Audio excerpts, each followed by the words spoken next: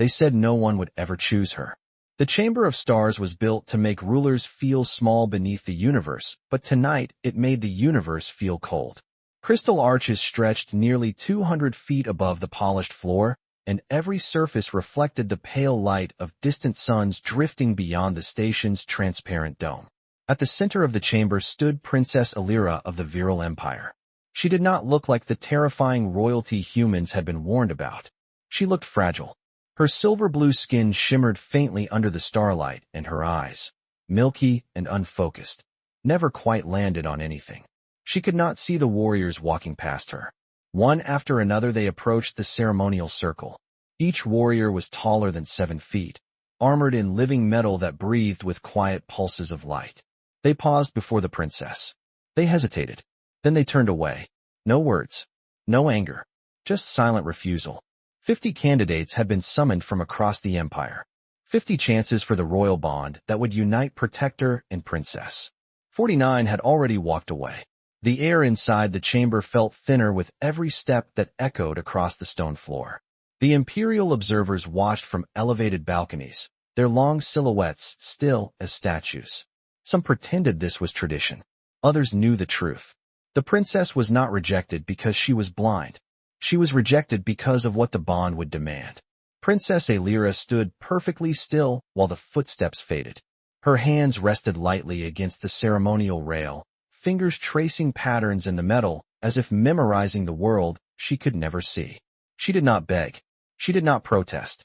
She simply listened. The final warrior stepped forward. He studied her for a long moment. Then he turned away like all the others. Silence returned to the chamber. The ceremonial lights dimmed automatically, signaling failure. Somewhere above, an official voice echoed through hidden speakers. Bonding ceremony incomplete. No candidate accepted. For a moment no one moved. Then something unexpected happened. A quiet pair of footsteps approached the circle again. They were lighter than alien armor. Slower. Human. Daniel Carter stood near the edge of the chamber, holding a maintenance tablet he had completely forgotten about. He was not a warrior. He wasn't even supposed to be inside the hall. 20 minutes earlier, he had been fixing a malfunctioning climate regulator 3. Decks down. Now he was staring at the most powerful royal family in the sector. Every alien in the room noticed him at once. Humans rarely stood inside imperial ceremonies. Humans definitely did not walk toward the center. Daniel hesitated only a second. Then he stepped forward. The polished floor reflected his worn boots and simple gray uniform as he crossed the glowing boundary of the bonding circle. Gasps rippled across the balconies. The princess tilted her head slightly. She could hear him now. She could hear the steady rhythm of a human heartbeat only a few feet away. Daniel stopped in front of her. Up close, he could see faint scars along the delicate lines of her temples, like veins of pale crystal beneath her skin. She looked younger than he expected. Smaller too. For a long second, neither of them spoke. Then Daniel cleared his throat quietly. "Hi," he said, voice soft but steady. "My name's Daniel." The entire chamber froze. Because no one, absolutely no one, had ever volunteered to stand beside the blind princess before. The chamber remained silent after the human spoke his name, as if the entire station had forgotten how to breathe. Daniel Carter stood inside the glowing circle with his hands relaxed at his sides, trying very hard to ignore the dozens of alien eyes staring down from the balconies above. He could feel their confusion like a pressure in the air. Humans did not belong in imperial bonding ceremonies. Humans certainly did not volunteer for them. Princess Alira turned her head slowly toward the sound of his voice. Her unfocused white eyes did not meet his, but she faced him perfectly anyway. The small movement made the silver threads of her ceremonial robe shimmer like frost under the starlight above the chamber. When she spoke, her voice was quiet and steady. Human Daniel Carter. Her pronunciation was careful, as if she were touching each word before releasing it. "Why are you standing in the circle?" Daniel let out a small breath he did not realize he had been holding. "Honestly," he said, "because everyone else walked away." A ripple moved across the balconies. The observers shifted slightly, but no one interrupted. The rules of the ceremony demanded silence once a candidate entered the circle. Alira listened to him the way someone listens to distant music. "You understand what this ceremony means?" she asked. Daniel scratched the back of his neck. "Not completely," he admitted. "I am the station maintenance contractor. I fix climate systems and power relays. Ceremonial alien traditions were not part of the orientation packet. A few quiet murmurs echoed high above. The princess tilted her head again, and Daniel noticed something strange. She was not listening only with her ears. It felt as if she were listening to the space around him. "Human Daniel Carter," she said softly, "if you remain here, the bond will begin. It will not be symbolic. It will not be temporary." Daniel looked around the massive chamber. The ceiling arched nearly 200 feet above them, and through the transparent dome, he could see the slow drift of a distant blue star. The whole place felt older than history, older than humanity. He looked back at her. "What happens if no one bonds with you?" he asked. The princess did not answer right away. Somewhere above them, a mechanical chime counted the passing seconds of the ceremony. Finally she spoke. "Then the Empire will record that no one believed the princess was worth the cost." Daniel felt something tighten in his chest. He glanced at the empty pathway where 49 warriors had already walked away. He imagined hearing those footsteps if he had been the one standing here, unable to see them leave. That would be a lonely sound. He shifted his weight and stepped a little closer to her. The glowing line of the circle pulsed softly beneath his boots. "For what it is worth," he said quietly, "I do not think you sound like someone who should be standing here alone." The princess was very still. Daniel could hear the faint rhythm of her breathing now. Calm, but deeper than before. "Human Daniel Carter," she said after a moment, "you should know something before you decide to stay." Daniel raised an eyebrow, even though she could not see it. "That sounds serious," he said. "It is," she replied. "Every warrior who refused the bond tonight did so for the same reason." Daniel folded his arms lightly. "And what reason is that?" The princess lifted her face slightly toward the dome of stars. "Because anyone who bonds with me," she said softly, "will share everything that I carry." The quiet words hung in the enormous chamber like gravity itself. The words lingered between them like cold starlight, and Daniel Carter felt the meaning before he fully understood it. The enormous chamber seemed even quieter now, as if the station itself were listening. "Share everything you carry," he repeated slowly. "That sounds a lot bigger than a ceremonial handshake." Princess Alira remained perfectly still inside the circle of light. Her pale eyes faced him, though they could not see him, and the faint glow along her temples pulsed softly like distant lightning behind thin clouds. "It is bigger," she said calmly. "The bond of my people connects two minds and two nervous systems. It allows us to protect one another and to strengthen the royal bloodline." Daniel nodded slowly, even though she could not see the gesture. That sounded impressive, but it did not explain why 49 warriors had walked away. He glanced toward the long, empty pathway again, remembering the steady rhythm of armored footsteps leaving the chamber. None of them had even spoken to her. They had simply looked and decided the cost was too high. Daniel shifted his weight slightly and folded his arms. "What exactly would I be sharing?" he asked. The princess breathed in slowly. When she spoke, her voice carried a calm honesty that filled the giant room. "Since my birth, my mind has been connected to a field of energy that flows through every living world in this empire. My people call it the resonance." Daniel blinked once. That sounded like the kind of explanation scientists love to argue about for decades. He looked up at the stars drifting beyond the transparent dome 200 feet overhead, and then back at the quiet figure standing in front of him. "So you are saying you have a permanent connection to something cosmic," he said. "Yes," she answered. "And because of that connection, my body was never meant to stand alone." Daniel slowly lowered his arms. "I am beginning to see the problem," he said. "The warriors knew that if they bonded with you, they would feel that connection too." The princess nodded once. Her silver hair shifted softly along her shoulders. "They would feel the resonance every moment of their lives. The beauty of every star and the weight of every world that depends on it." Daniel gave a small, thoughtful whistle under his breath. That sounded less like a royal honor and more like plugging your brain into a power grid. There were a few surprised murmurs from the balconies above, but Alira did not seem offended. Her expression remained calm, though a faint warmth touched her voice. "Your description is not entirely inaccurate, human Daniel Carter." Daniel studied her quietly for a moment. "If the bond shares everything, then," he said, "what do you receive from the other person?" The princess tilted her head slightly again, as if listening to something beyond the chamber walls. "I receive what every bondmate gives," she replied. "Their strength, their balance, their presence." She paused for a moment, and the soft light along her temples flickered. "But most important, I receive silence." Daniel frowned slightly. Silence, he repeated. Yes, she said softly. Because for the first time in my life the resonance would not be mine alone. Daniel looked at her again, and this time, he understood something that none of the armored warriors had stayed long enough to learn. The Empire believed bonding with the princess meant carrying an impossible burden. But the princess herself had been carrying it alone since the day she was born. The thought settled quietly in Daniel Carter's mind like gravity, finding its center. Daniel Carter stood quietly inside the glowing circle while the weight of the princess's words settled into the enormous chamber. The resonance. A connection to every living world in the Empire. It sounded less like a royal gift and more like carrying the hum of an entire galaxy inside one human mind. He looked up again at the transparent dome 200 feet above them, where distant stars drifted slowly like silent witnesses. For a long moment he said nothing. The observers in the balconies waited. The princess waited.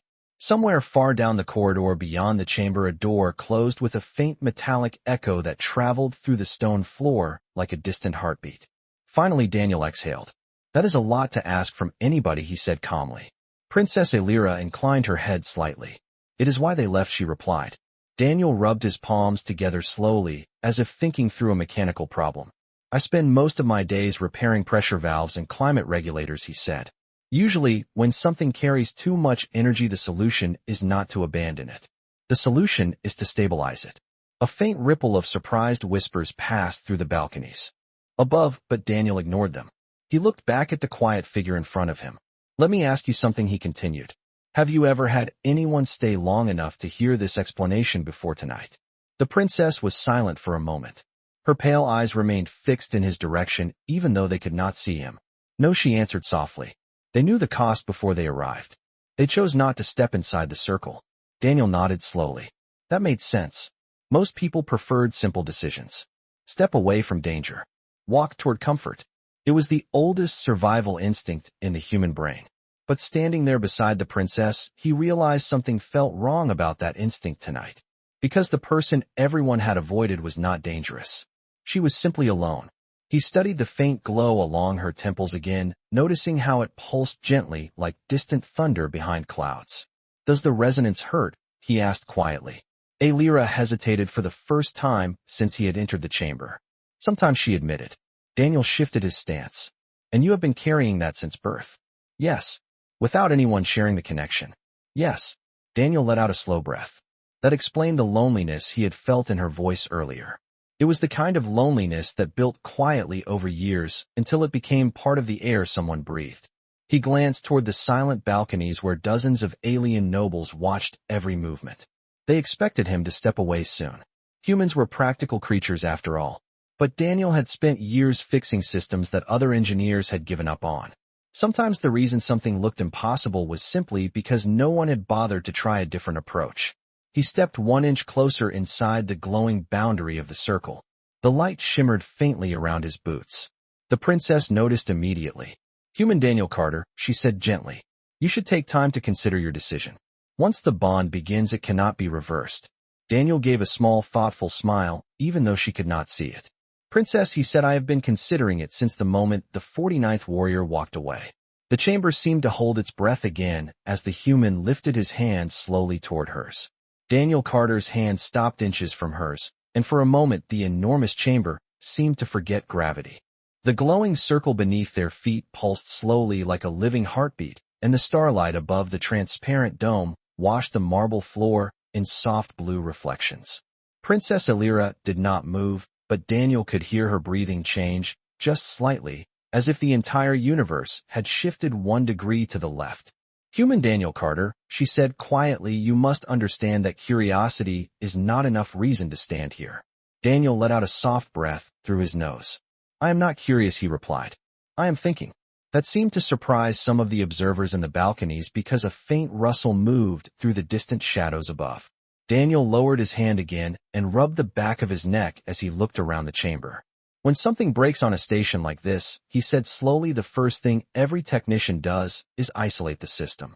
Then we look for where the pressure is building. The princess tilted her head toward his voice. Your words suggest you believe I am a malfunctioning machine. Daniel laughed quietly. No, he said, I believe you are someone who has been carrying more weight than one nervous system should handle. He looked up toward the drifting star beyond the dome again and imagined what it would feel like to hear an entire galaxy humming inside his skull every second of the day. That would drive most people completely insane, he said softly. The princess did not deny it. Daniel turned his gaze back toward her pale eyes. So let me ask the obvious question, he continued. If someone bonds with you, does the resonance become weaker because it is shared? The princess answered immediately. Yes. Daniel nodded once. That is what I thought. A few more murmurs drifted across the balconies, but he ignored them. He took a small step closer again, and the soft glow of the circle brightened around his boots. The princess remained still, yet her fingers curled slightly along the ceremonial rail, as if she could feel the air changing. You are analyzing the bond like a repair problem, she said gently. Daniel shrugged. That is the only language my brain really speaks. He paused, and then asked another question. What happens if no one bonds with you ever? The princess lifted her face toward the dome where the distant stars burned quietly. Then the resonance remains. Mine alone, she said, until my mind can no longer hold it. Daniel frowned slightly at the careful way she said it. That sounded like the polite version of something far more serious. He imagined years passing while the pressure inside her mind slowly grew stronger, like energy trapped inside a sealed reactor. Eventually, even the strongest systems failed. Daniel Carter had seen that happen many times in engineering bays across the solar system. Except this time the system was a person. He looked down at her hand resting lightly against the rail only a few inches from where his own hand hovered. Your empire built a ceremony to find someone strong enough to share the load, he said quietly. But strength is not always the reason someone stays. The princess turned her head slightly toward him again. Then why are you still standing here, human Daniel Carter? Daniel thought about that question for exactly 3 seconds. Then he answered honestly. Because every person in this room saw the weight you carry and decided it was too heavy. He reached forward slowly until his fingers finally touched her hand. And sometimes, he said softly, the only way to prove something is not impossible is for one person to stop walking away. The moment Daniel Carter's fingers touched the princess's hand, the glowing circle beneath them brightened like a quiet sunrise. It was not dramatic and it was not loud, but every person in the vast chamber felt the change immediately. The air seemed to shift as if the station itself had taken a deeper breath. Princess Alira's fingers tightened slightly around his, and for the first time since the ceremony, began her calm expression cracked with something that looked almost like surprise. Human Daniel Carter, she said softly, you have crossed the final threshold. Daniel glanced down at the circle of light beneath their feet, which now pulsed in a steady rhythm that reminded him of a living heart. That sounds official, he replied. The princess tilted her head as though listening to something far away. The bond has begun forming, she explained. The resonance has noticed you. Daniel blinked once.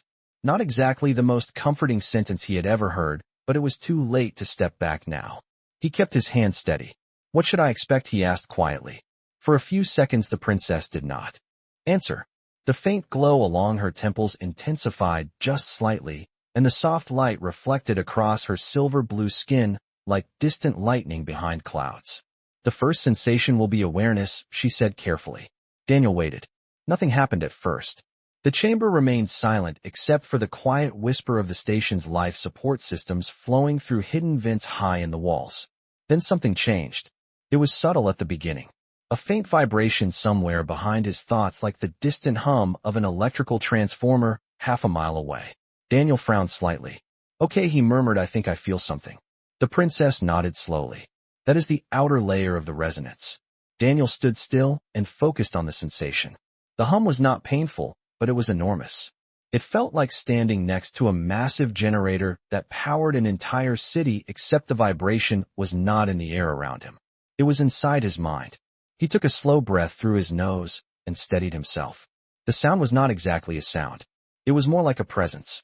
Thousands of faint signals layered together like waves across a quiet ocean. Daniel opened his eyes wider as the realization formed. That is not just one signal, he said quietly. The princess answered with the calm patience of someone who had lived with this sensation every day of her life. No, she said. It is many. Daniel lifted his gaze toward the transparent dome 200 feet above them, where the stars glowed against the dark velvet of space. The hum inside his thoughts grew clearer with every passing second.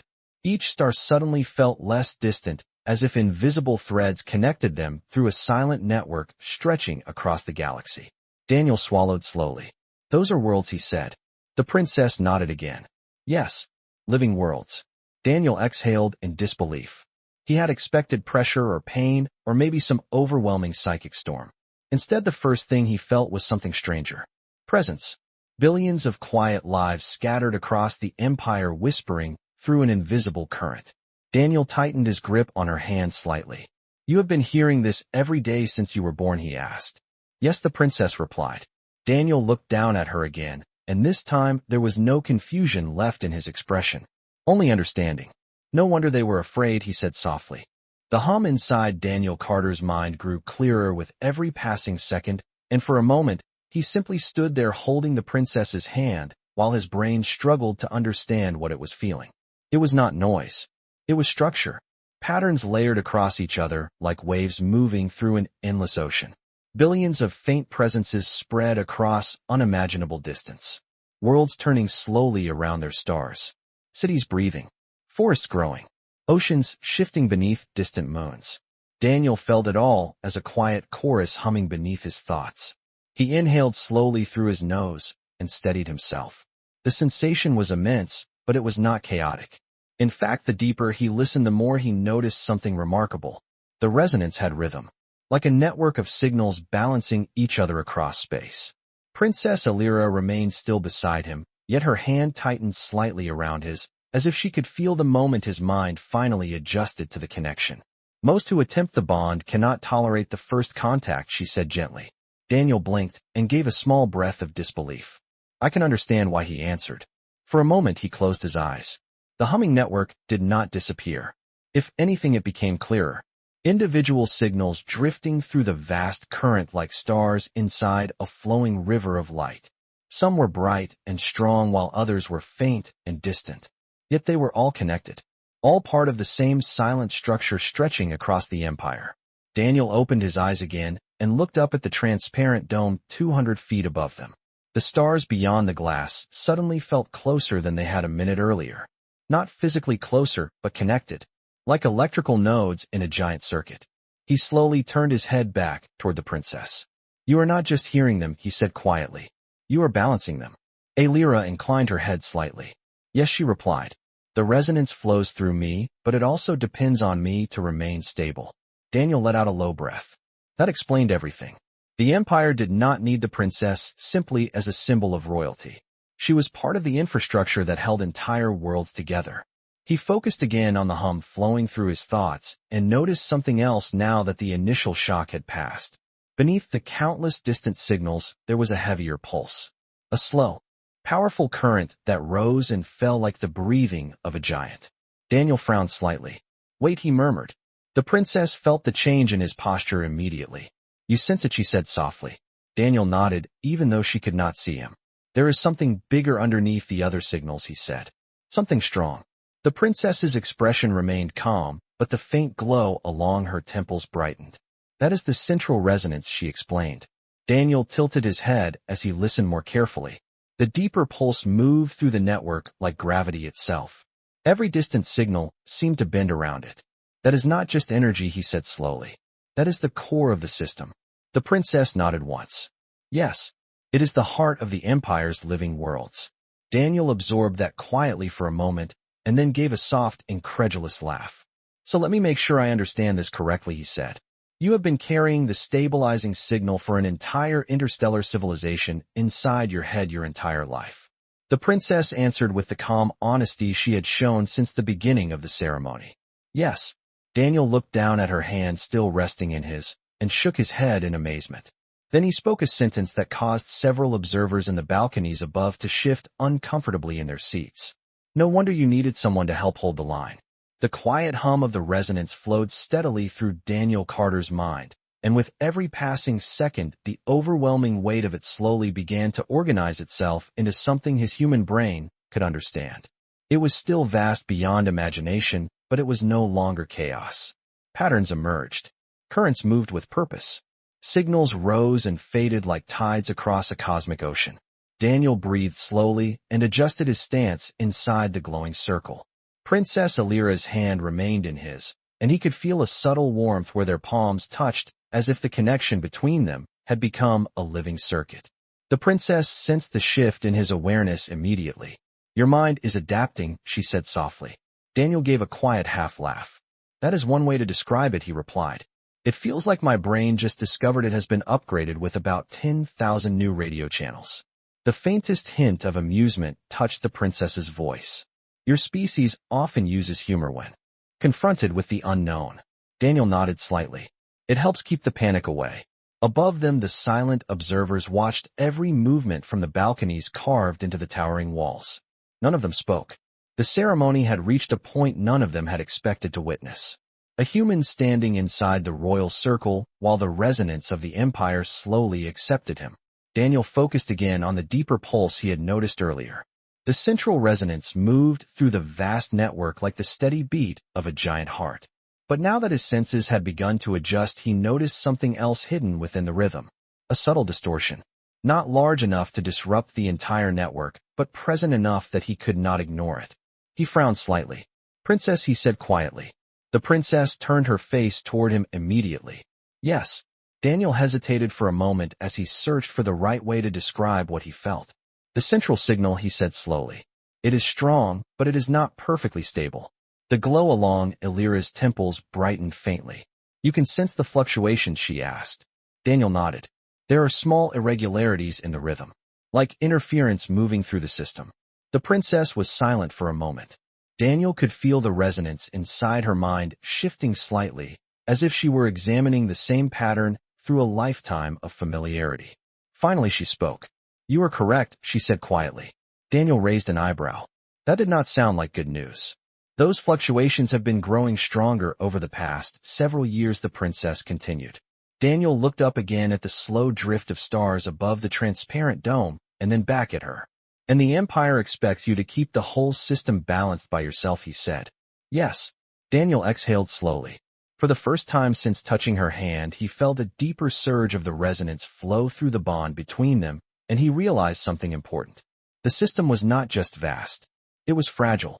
The entire network depended on stability at its core, and that core had been carried by one mind alone for years. He tightened his grip on her hand slightly without even thinking about it. The moment he did, the resonance responded. The subtle distortion in the central signal eased for half a second before returning to its uneven rhythm. Daniel blinked in surprise. "Wait," he murmured. The princess felt it too. Her posture straightened slightly. "Human Daniel Carter," she said with quiet astonishment. "When you focused on the signal, just now the fluctuation decreased." Daniel looked at her, and then back toward the distant stars again, as the realization formed in his mind.